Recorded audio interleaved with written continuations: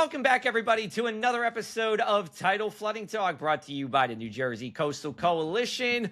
I'm Joe Martucci. She's Palma Shiles. Dan Skeldon might join us during the broadcast. We're trying to figure out where he is. He's probably busy doing Dan things. Dan is quite a busy person, between the kids, and he works at WFMZ, and he does Tidal Flooding Talk, and he's a firefighter, and he helps out a longtime friend with things. Palma, I don't know how he has the time. I guess people sleep every once in a while, right? Yep. Many hats. They say, I'll sleep when I'm dead or whatever, but that is right. I feel like as I've gotten older, I feel like I've leaned more into that. But I feel like when you have kids, that's really when you lean into that. Would that make sense? Yep, it's kind of involuntary. Involuntary. Yeah, there you go. Involuntary. Awesome. All right. So for this week's Tidal Flooding Talk, we like to always highlight our member communities that we have. We're over 40 communities strong at the Jersey Shore. One of our newer members is the borough of Highlands, and we'll have them talk all about Highlands and the wonderful things there. They're in Monmouth County. That's the northern part of the Jersey Shore on the bay here, and they are a community that is I don't want to say attempting, they will do it, but get into the community rating system program, which is a FEMA program that gives you discounts on your national flood insurance policy premium. So we are going to bring them back on in here to our Tidal Flooding Talk. And for their debut on Tidal Flooding Talk, we have Mayor Carolyn Brouillon and we have Kathy Shaw.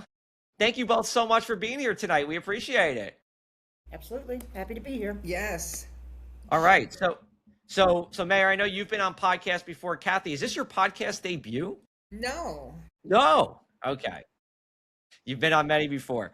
Awesome. All right. So let's start off with this. Generally, tell people about Highlands. What is Highlands like? What brought you to Highlands? And what's your favorite thing about them? Wow, loaded questions. I know. I start off hard. I came to Highlands back in 2002, looking for a vacation home, and it didn't take me long to jettison my apartment in Manhattan and live here full time. There are so many things to love about Highlands, I can't even enumerate them, nor would I be able to pick only one thing, but I think the thing that stands out so much is that we have both the water and we have the mountains and everything you can possibly imagine in between. We have a vibrant business community. Our residents are wonderful. The schools are great. We have many reasons to celebrate throughout the year, which we celebrate many things. You do? Like the recent St. Patrick's Day parade. But there's always something going on, whether it's with our recreation department or with the business community or with the schools. There's always something happening here. Great. Highlands, for people who aren't, super aware of it, she is right. I mean, they are, how many feet up is it? Is it 200 feet, 300 feet high? And it's just a beautiful view, sweeping view of Sandy Hook. You can see the town, of course. You can see Manhattan on a clear, on a clear day, even maybe not even on a clear day. You're that close, but you do have that Jersey Shore vibe there. So, exactly. And we're only 35 minutes away from Manhattan by ferry. Yes, that's very true. The Sea Streak ferry, if I'm correct, right? That is correct. Awesome. Okay. And Kathy, tell us about your relationship with Highlands. Well, my relationship, I've recently come back to Highlands in late 2023 for a CRS mission, and having actually worked in it 30 years ago in this same town, I was back trying to put my hand at the new regulations and the new rules. So Highlands is a familiar place to me. I was involved with many revitalization programs here 30 years ago. The first grant to elevate homes in the state of New Jersey, I wrote it, administered it with the DEP and OEM, which was a controversial thing in the 90s to do that. And from there, Highlands kind of has transcended in a lot of directions, including some redevelopment areas, which are some really great tools to use with, floodplain management. Got it. Got it. Very good. And you're transitioning right into our topic here, which is about, your process into the community rating system here. You said you started in 2013, or excuse me, I'm sorry, 2023, Kathy, generally, and we'll dive into more details, but, what does like an average week look like, getting the town, ready, for this program and the savings that it does bring? What's like maybe that day to day like? Well, I have to say that having gotten CRS status for Highlands 30 years ago, I knew the rules had changed. So the very first thing that I did, before I accepted the position in Highlands was to meet with Monmouth County, knowing that they had an aggressive program for CRS and floodplain management. I'm retired from Middlesex County, so I had some knowledge of the difference between the two counties as far as that function goes. And I found out about the Forerunner floodplain platform software, and I was intrigued because it is quite a handful to manage and to keep track of in order for a town to actually get certified. So I was excited about that. So that was kind of my first entree, is working with Monmouth County and, Joe Barris and Bridget Neary. Yeah, and Joe and Bridget are friends of the New Jersey Coastal Coalition as well. I'll let you go, Palm. I've been talking too much at this point. Well, when you're just starting to get back into CRS, what departments are you really working with initially? Like, how do you get started with that community? Well, first of all, Highlands adopted the model ordinance, DEP ordinance, in 2022. So they had not developed a floodplain development permit process. They had kind of an informal one, but according to FEMA Region 2, who had met with the mayor and myself and the borough administrator, we really needed to formalize a process to manage all of the improvements that happen in the town. And they actually affect really every department in a municipality one way or another. You can't say it just has, one trend line of what you focus on. But using the Forerunner software package, which I'm happy to say the mayor, the governing body, and the administrator saw early on that Highlands, with its repetitive loss status that we got from Region 2, had a big challenge, and that we needed to use the most dynamic tools possible. I have to say, just to anybody doing CRS, 30 years ago when I did it, I was the spreadsheet queen. I had spreadsheets for days. You've got to be on top of it to keep it together. Just to see that there's a platform, that you can pull reports from, it was like night and day. And so we were all very, very enthused, and that's really been our onset of starting this development process, securing a floodplain administrator, which is Stephen Winters. He is the construction official and the floodplain administrator, and together we crafted an entire permitting process, pages of educational information on the website. All of it is CRS point driven and relevant, and makes sense just in the scheme of things, because you're never going to have resiliency if people don't understand why. All they look at it as a rule. They need to understand the who, what, whys that go with it. Hey, Kathy, let me ask you this question, and real quick, we'll cut the break. When you were here doing CRS with Highlands, back then, what kind of discounts were the residents and the homeowners getting?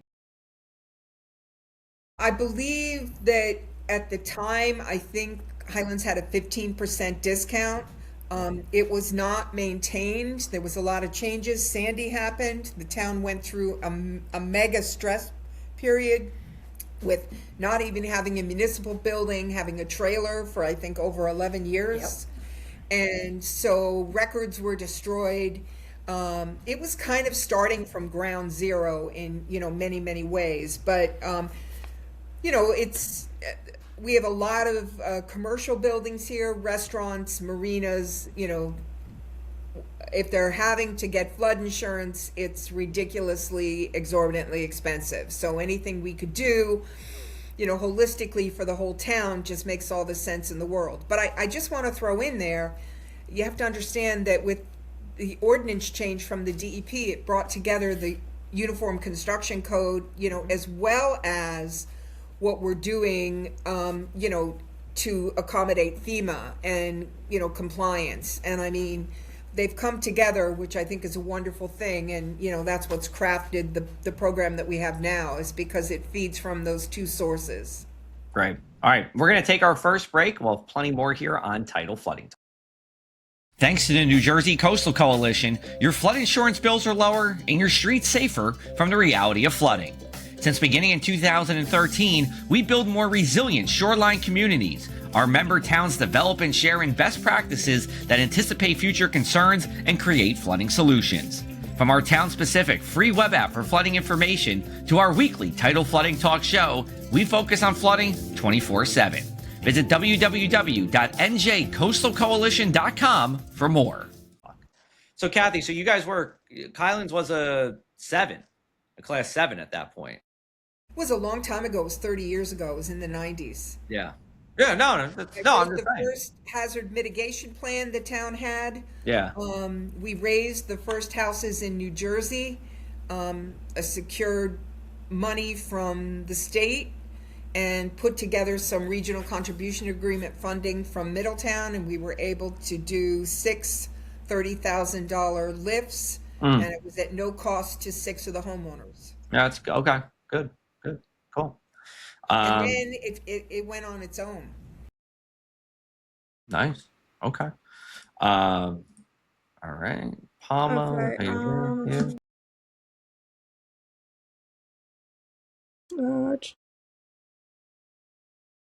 I forgot Palma. I actually had a PSA.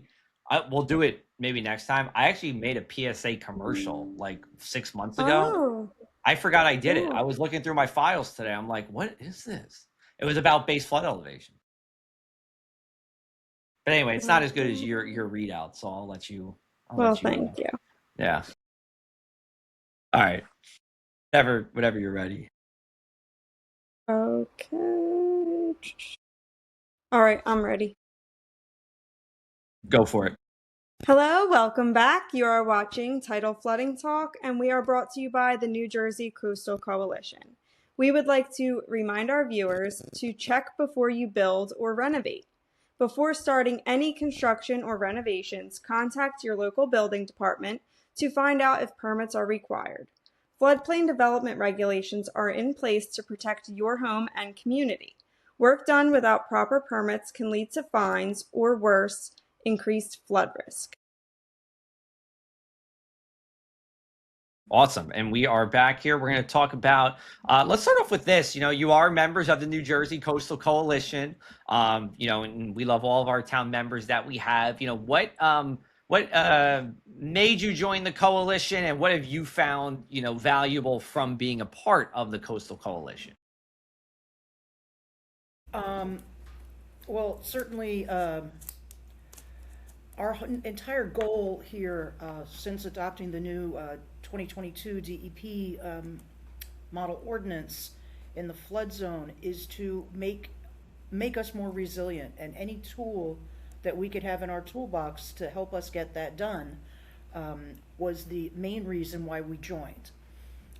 We have our main street that runs through downtown Highlands is in the flood zone. It's in an area of redevelopment. There are 151 parcels that line this street that can be used for mixed use development in town, but we have to be building resiliently, smartly, to coin a new word. Yeah, I like that word. But and we have to always be keeping safety top of mind.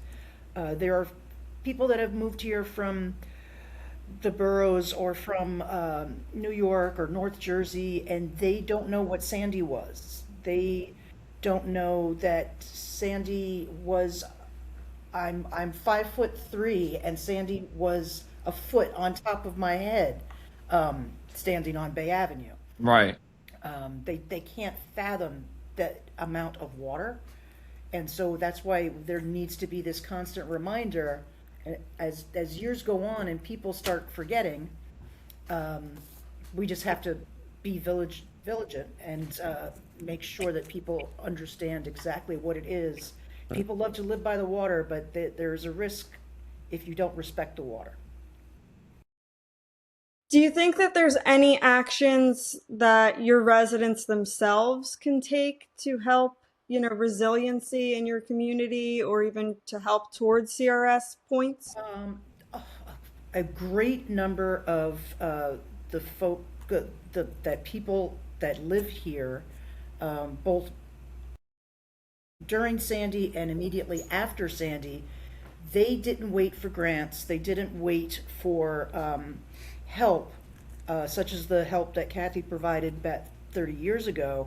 They just knew that they had to lift their houses, and they did it organically by themselves without assistance. So that in itself is really the driver for how we can accumulate more points to get a better rating, because so many homes are already lifted. Tell us about, I mean, we know, that, FEMA has undergone, changes mainly in the downsizing, side of things. How does that impact, your process in getting, being part of the community rating system and getting those discounts for our homeowners? I'm going to start that conversation. I'm going to let Kathy finish it. Okay.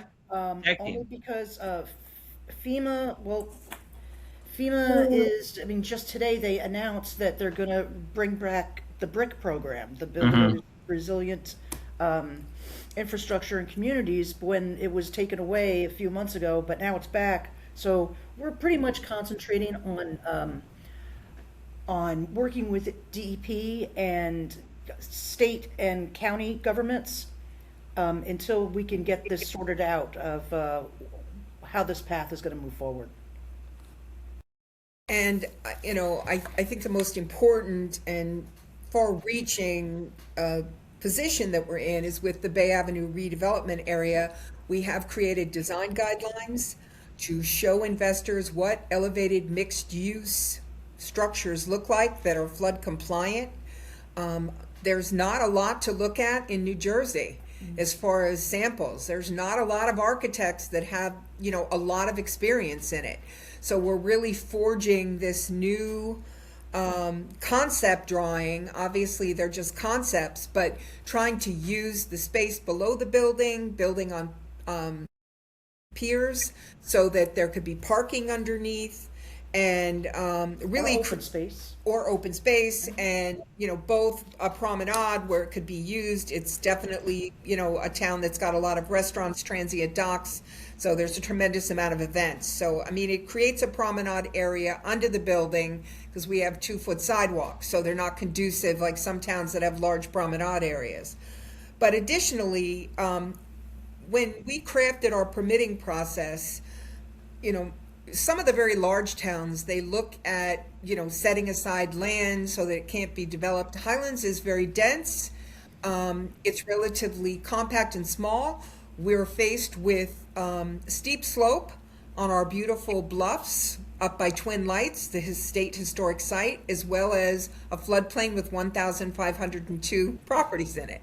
So we've got a double-edged sword. So when we developed our permitting strategy, the biggest thing we could do is monitor substantial improvement.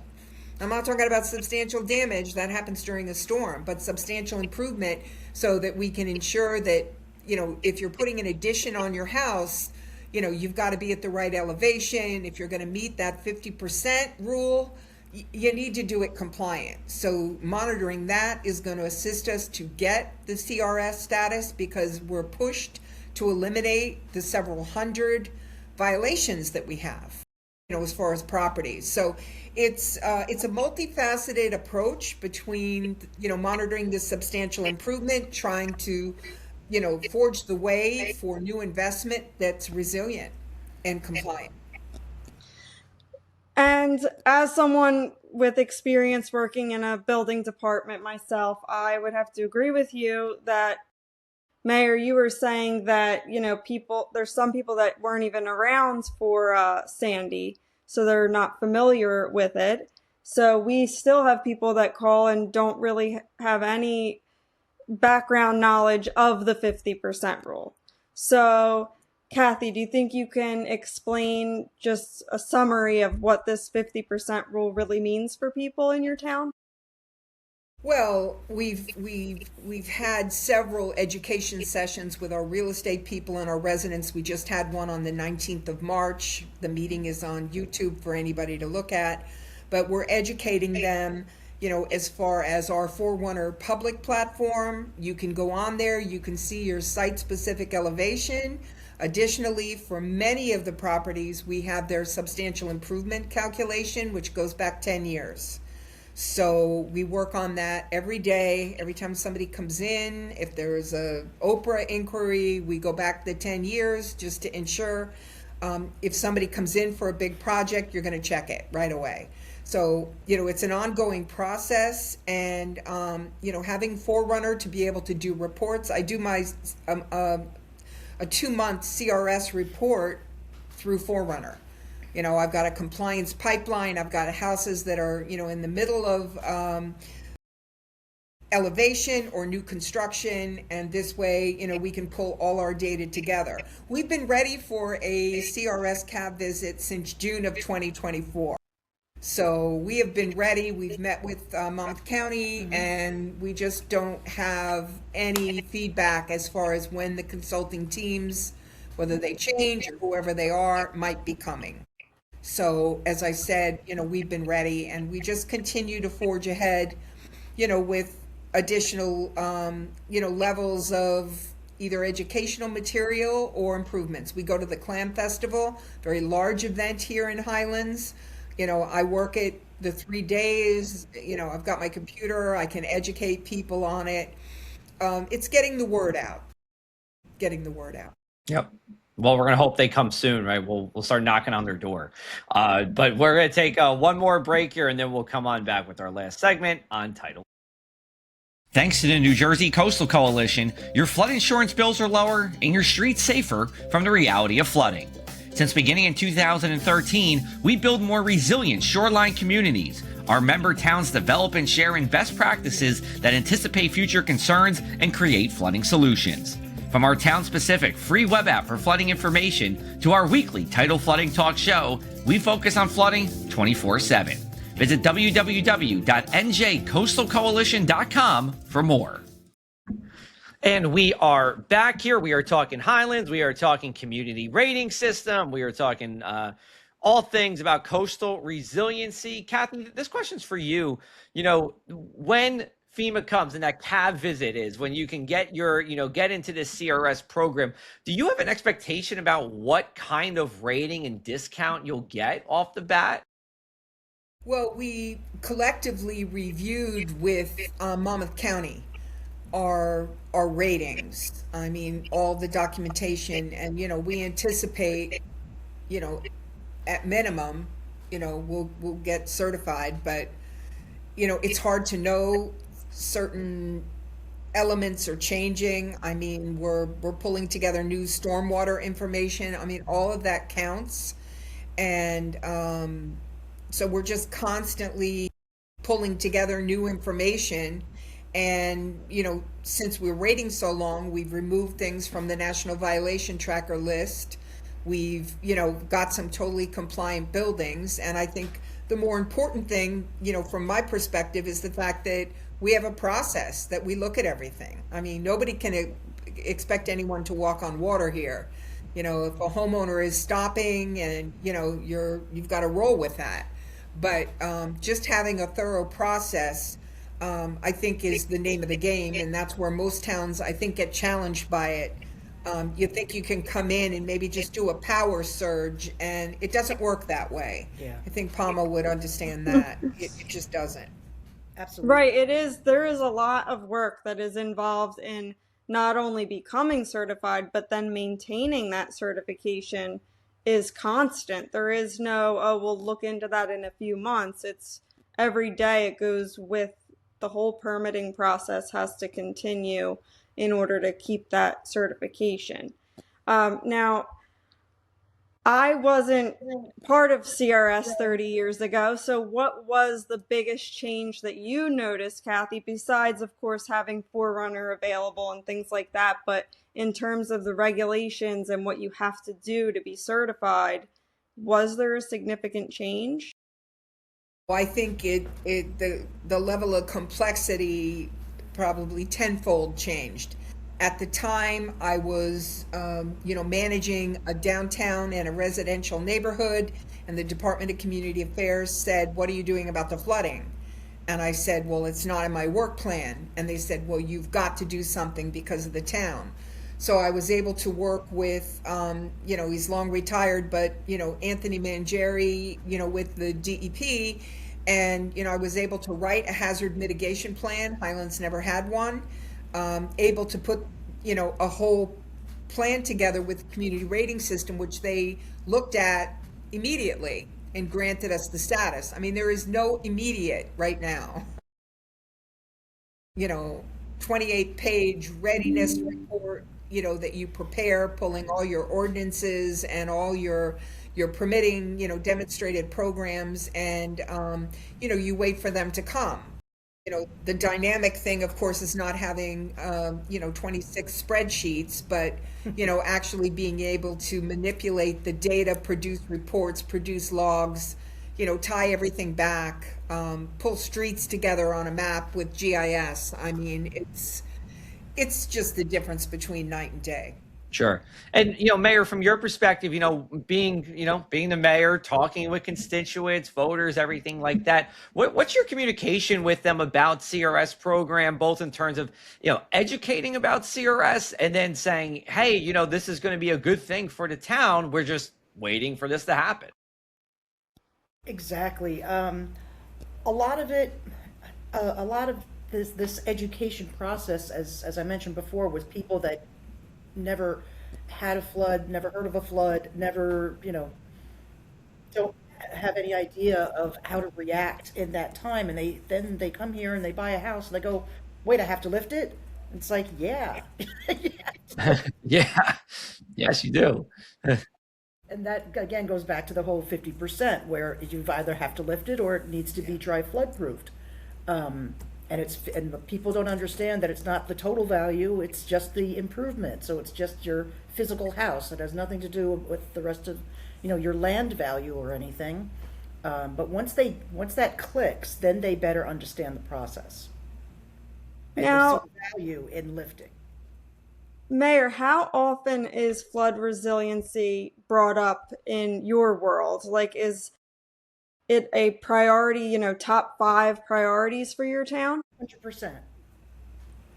We have more junior engineers living in this town because to live here, you have to know how we flood, because we flood from the inside out, not from the outside in. So the properties that are closest to the water are often at a much higher elevation than the middle of downtown. So it's more about making sure our outfalls are, have the proper either inline check valves, any type of valve that we can get onto our outfalls is very vitally important. And we're going through a program now that we started where we're going to get to probably 6 or so outfalls a year. That way we know what it is to budget for them. They're all different sizes, of course, because nothing could be easy. But, and it takes, a very dedicated outfit to do it properly, because they have different measurements for inside versus outside. And some are on corrugated, some are concrete, some are metal. It runs the gambit. Got it. All right. Well, excellent conversation here. We wish you the best of luck, with your CRS journey. We'll obviously be here with you as much as you need at the Coastal Coalition. We're going to wrap up with the one thing we do every week, which is our one thing we can't stop talking about, tidal flooding or otherwise. It's sports, so I'll do sports this time because someone tweeted something the other day, and I was like, you know what, you're right. Which is, MLB. So opening day, right? We had the night game on that Wednesday night, but I really feel like it needs to be a day game. It just feels like baseball. Day game, 1:00 game, outside, little chill in the air, of things like that. Having it at night just doesn't seem right. Baseball's like I would even say football feels more like a night sport to me than baseball does. I just think baseball's got to be outside. It's got to be during the day. On opening day, have all the teams go, and that's what I got. I'm an Orioles fan. I feel like we should have done a much better job with our pitching this offseason. We did a lot with our hitting. That's good, but I just get worried about our starting pitching. But I'll hope for the best. So that's what I got, Palma, for my one thing.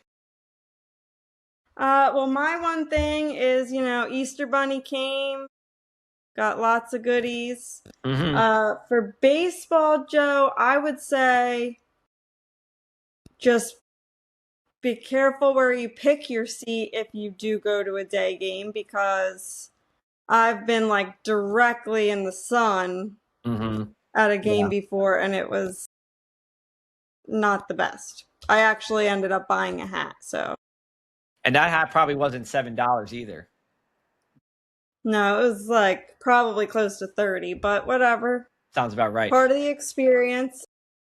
The Jersey Shore Blue Claws are going to be called the Jersey Tomatoes for one game, or you think a series there? We could turn into tomatoes by getting burned down in the sun. It might play off if they have a day game there. Anyway, Mayor, we'll go to you. What's on your mind, tidal flooding or otherwise? Well, I know you opened up with baseball, but yes, we're in the middle of March Madness, and we got to stick with the basketball for now. Okay, all right, that's fine. We'll see how our brackets do after the final round. Kathy, are you a baseball fan, Kathy? I don't know. Not really. Okay. I'd have to say I'm somewhat obsessive. We just had a meeting about the real rules, so okay, that's what's been on my mind. Okay. We've got it, on the web pages, and it's affecting, the redevelopment concept drawing. So this is all very important, consuming my everything. No time for baseball, no time for basketball. You're dedicated all work to the... and no play. That's right. And guess what? I've been like that forever. So. And that's why we appreciate you, Kathy. That's why we appreciate you. So great. We'll wrap up. How can we follow more about, what Highlands is doing with coastal resiliency? Oh, our website is loaded with goodies. We record all of our meetings and put them on our YouTube channel. So if you just check out Highlands, highlandsnj.gov, you'll find a treasure trove of information all about everything you'd ever want to know and forgot about flooding. I like that.